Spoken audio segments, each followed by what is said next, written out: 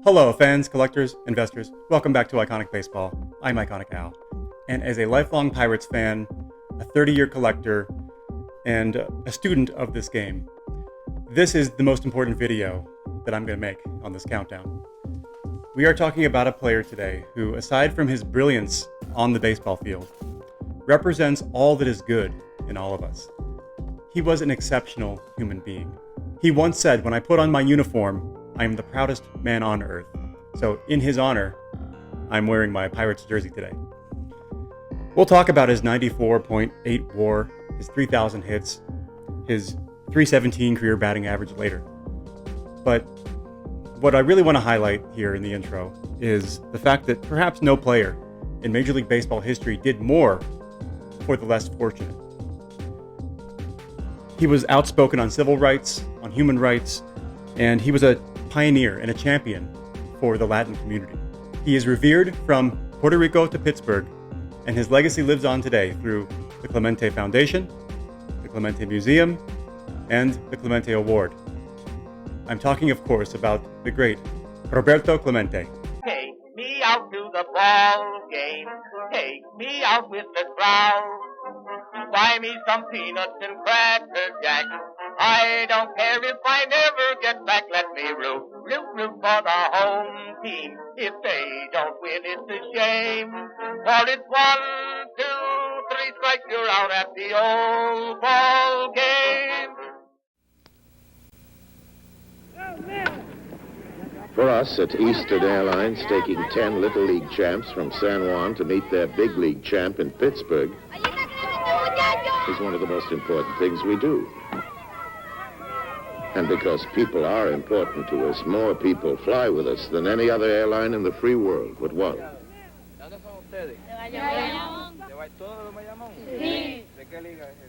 Eastern Airlines, the wings of man. For many of us, the hobby runs deep. It runs back through our childhood and even runs back through prior generations. Connects us to family members, which then connect us to past generations of the game. This is the case for me. In fact, I unearthed a descriptive paragraph that I wrote back sometime when I was in 4th or 5th grade. This was an assignment that I did for school. And I read, "I think collecting cards is a hobby people of all ages can enjoy. Often parents take their kids places to get cards, but it would be nice if they collected too. Then they could trade together with their kids. Nowadays, not many adults collect cards, but I think it would be fun for them and fun for their kids." So back when I was 9 or 10 years old, I was already pretty deep in the hobby. And that takes me to the first great item that I ever acquired or was given that started off this love affair with baseball, the Pirates, the all-time greats. I made a video about this over a year ago entitled Collecting Origins and My First Holy Grail. I'll put the link to that video in the description if you guys want to check it out. But what I basically did was tell the story of how I went up to my grandma's attic and found this treasure trove of old Pirates items. Included in that was a 1958 Pirates team ball with a Clemente signature on it. To this day, still the item in my collection that I treasure the most. We'll get into that later, but before we go through my items, I want to swing it over to a good hobby friend of mine, Theo from Clemente Collector. He's got a great channel, so check him out. And like me, his hobby runs deep. A generational Pirates fan who, because his dad collected, he got inspired to pick up the torch and become a Clemente player collector. Roberto Clemente is, and always will be, the greatest sports star in Pittsburgh history. Roberto's contributions on and off the field cement his legacy not only in Pittsburgh, but in Latin America. On the field, Roberto had it all, but the thing the fans loved the most was his arm. What are the chances a guy with the strongest cannon in baseball history was a Pirate? Roberto also was a great fielder, and with that came 12 gold gloves. In his career, Roberto had his greatest individual season in 1968, when he batted .357 hit 23 bombs, and registered 110 RBIs. Roberto could hit. He averaged a .317 career batting average. His batting style was unorthodox, but it worked and helped him achieve 4 National League batting titles.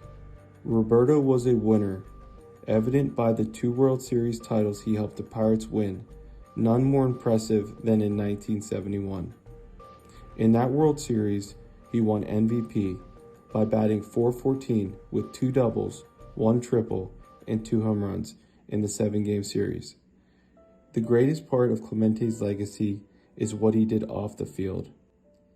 He gave back to the less fortunate and always had time for his fans. Clemente's legacy will be a lasting one, and I'm proud to do my small part in spreading that word and curating his cards.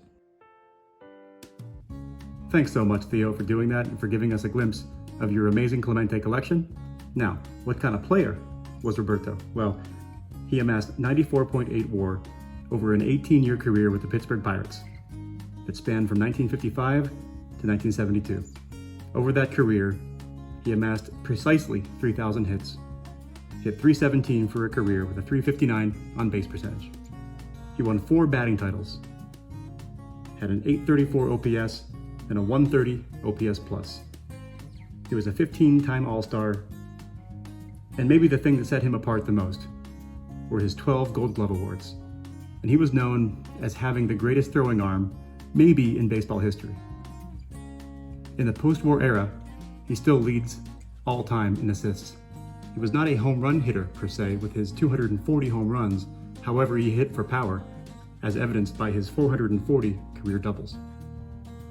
He ended his career with 1,305 RBIs, with 1,416 runs scored. He won the MVP award in 1966, and he led the Pirates to 2 World Series championships during his career. Let's look at some of my Clemente items here, and we'll do this chronologically. My earliest Clemente piece is probably the most prized item in my collection, and this is my 58 Pirates team ball that features, well, it's a official Little League baseball. Kind of adds to its charm, but it is a leather baseball. They made them really well back then, with just an amazing array of about 24 signatures of the 58 Pirates, which was essentially the same team that won the World Series 2 years later in 1960, with a few exceptions. But this has Danny Murtaugh, the manager, on the sweet spot, and features the likes of Ted Kluszewski, Bob Skinner, and this is really the panel to focus on with Clemente, Mazeroski, Grote.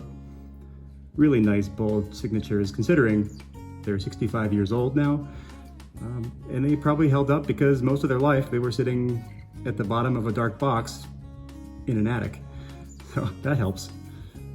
But on the previous video that I was telling you about, I go through all the names on this ball, so feel free to watch that video in the description if you want a more detailed account of all the names on this ball. But I mentioned there's Ted Kluszewski at the top there. He was not on the 60 World Series team. He's one of the few exceptions, guys that were on the team in 58, but weren't on the World Series team in 1960. But yeah, very thankful to have a Clemente signature in my collection, especially one this special that comes from my family. Clemente signatures are not common, and they are not cheap. And as most baseball fans know, that is because he died tragically in a plane crash in 1972. And the way he died is part of his legacy. He died as he lived. He was providing disaster relief to Nicaragua after a catastrophic earthquake. So just a very tragic, very sad moment. This was a 38-year-old married man with kids. He was a prominent figure in baseball, in the Latin community, and he was lost much, much too soon. Okay, next, moving on, I have this beautiful 1960 Topps card. This, the main reason that I have this card is because it is from 1960. And I love the design of 1960 Topps, the year the Pirates beat the Yankees in the World Series. This was a World Series that went 7 games. The Yankees outscored the Pirates by a huge margin.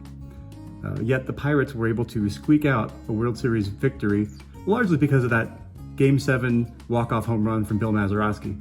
But this is a series in which Clemente hit .310, going 9 for 29 with 3 RBIs. So Clemente played well in the series.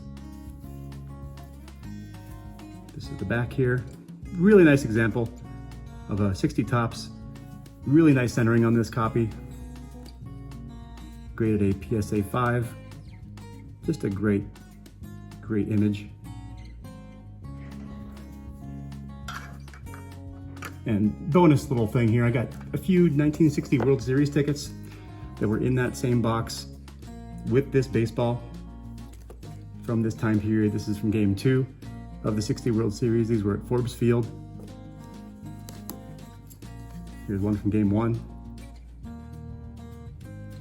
Game 2 was a big game for the Yankees. They routed the Pirates. Mantle hit 2 long home runs, drove in 5 runs in this game. So this was a huge game for Mantle.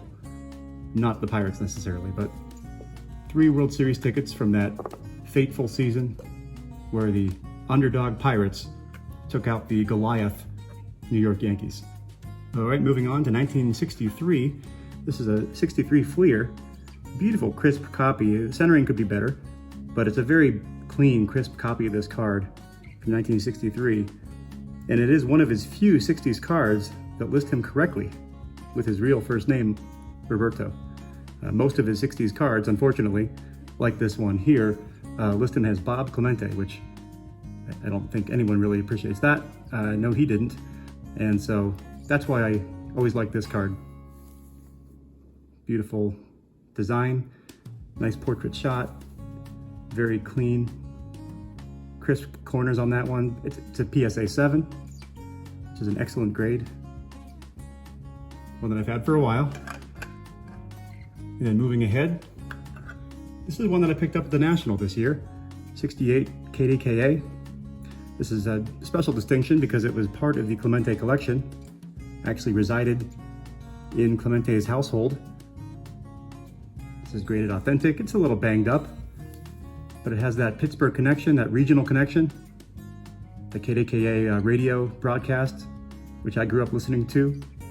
They aired all the Pirates games on the radio. So a special piece. I love this card. And just the fact that it was owned by the Clemente family, was part of the Clemente collection, so to speak. And this came with Provenance, signed by Vera Clemente. It was one of a lot of these that were auctioned off by Hunt Auctions. I'm not sure when, but this just verifies that it was in the personal possession of the Clementes, which is really cool.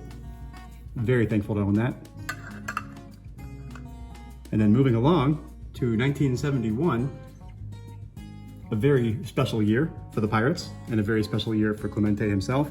This is a 1971 scorebook from the NLCS in 1971. This was a series in which the Pirates beat the San Francisco Giants in 4 games. This was a Giants team that featured Willie Mays, Willie McCovey, Gaylord Perry. Clemente played very well in that NLCS. Here he is pictured on the front with Johnny Bench actually in the crouch. It's a really great image of Clemente hitting there. There's a blank scorecard in the middle of this, in this book, featuring the lineups of the Giants and the Pirates. But 1971 was very special for Clemente and the Pirates because they would go on to win the World Series. That was a World Series in which Clemente hit .414 with a .452 on base percentage. He went 12 for 29 with 2 doubles, 1 triple, 2 home runs, 4 RBIs. So he was the 1971 World Series MVP and led the Pirates to a championship. And then finally, chronologically, my final Clemente piece here is a great regional issue. 1972 Daily Juice, hand-cut Clemente. And I always loved these, being from Pittsburgh. You'd see them around all the time. Most of them are kind of beat up. This one's really nice, well cut. They all say Clemente Fan Club on the back, which is great. And you'd fill out your name. I think I remember filling out my name on a couple of these because they'd just be given away at card shops back when I was a kid. But you can see sponsored by Daily Juice, Oakmont, PA, which is a suburb of Pittsburgh. And I always just love these. A lot of nostalgia for me. But this one's graded a PSA 7, which is a pretty nice grade for a hand-cut card like this. But great eye appeal. Shows him as a slightly older player.